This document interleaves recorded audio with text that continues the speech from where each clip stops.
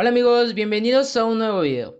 Hoy veremos qué es la presión. Debemos de tener en cuenta que la presión está en casi todo lo que hacemos. En este caso, como estamos comenzando el curso de termodinámica, veremos cómo la presión se relaciona a los diferentes procesos termodinámicos. Como pueden observar, en este caso tenemos un diagrama de presión y volumen, que igual se le conocen como diagramas de fase, que más adelante iremos viendo. En este otro proceso tenemos la relación de la presión y la temperatura. Como la presión depende tanto de la temperatura, igualmente podremos calcular la presión por medio de manómetros o barómetros y veremos cómo afecta la presión a diferentes cuerpos. Definiremos en primera parte qué es la presión.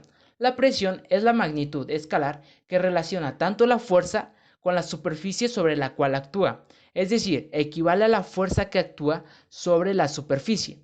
La presión solamente se mide a líquidos y a gases. A los sólidos se les llama esfuerzo.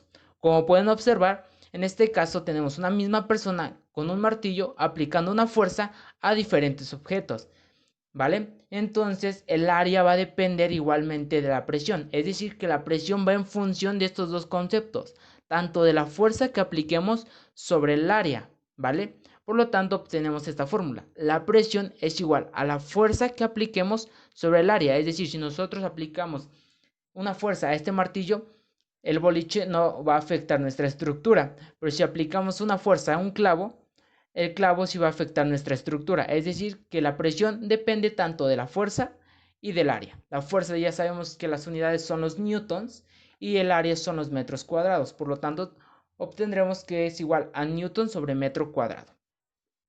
Los newtons sobre metro cuadrado también son conocidos como pascales. Lo que iremos haciendo en los cálculos de termodinámica son solamente conversión de unidades, ¿vale? Si nosotros queremos pasar de pascales a milímetros de mercurio, hacemos solamente la conversión.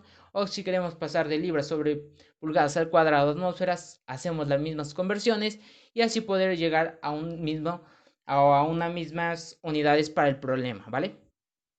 Ahora, si nosotros tomamos como estado de referencia el vacío absoluto y el estado de referencia la presión atmosférica, podremos obtener diferentes tipos de presiones, ¿vale? Ahora, comenzando en este lado, tenemos la presión absoluta. La presión absoluta es mayor, como pueden ver, que la atmosférica, ¿vale? Que nuestro estado final. Entonces, esta se mide respecto al vacío absoluto. Por lo tanto, obtendremos que la presión absoluta es igual a la presión manométrica que está en una misma altura, tomando de referencia todo este diagrama, está en una misma altura menos la presión que está por debajo de ella, que es la presión atmosférica, ¿vale? Ahora, la presión manométrica es medida con respecto a la atmosférica, es decir, su estado inicial es el final, que es de la atmosférica, ¿vale?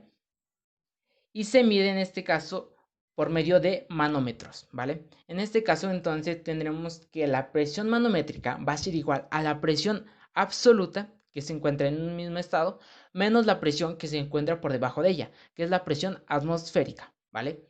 Ahora, la presión al vacío va a ser igual a la presión atmosférica menos la presión absoluta. En este caso, la presión al vacío puede llegar a tener diferentes signos debido a que pueden ser inferiores a esta.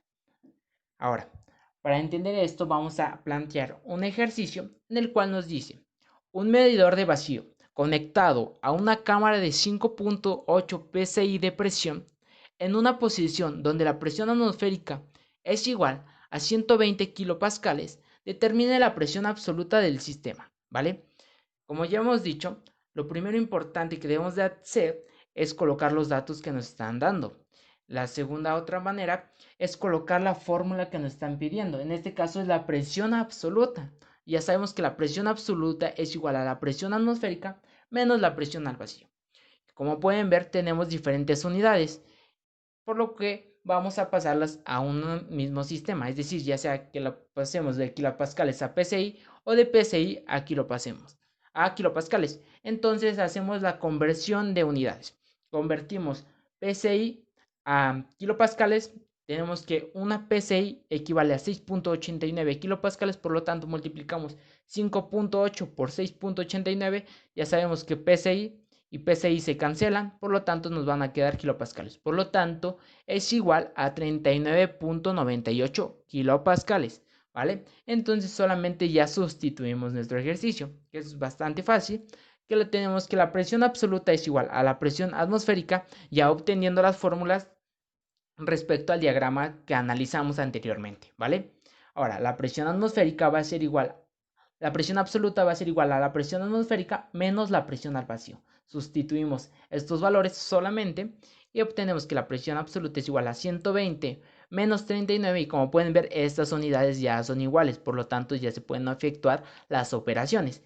Entonces esta operación o esta resta va a ser igual a 80.02, ¿vale? Entonces tenemos que la presión respecto a estos datos, tanto a la presión al vacío y la presión atmosférica, la presión absoluta va a ser igual a 80.02 kilopascales, ¿vale? Bueno, hasta aquí el video, espero que les haya gustado. En los siguientes videos iremos analizando más a detalle cómo medir la presión por medio de manómetros o barómetros.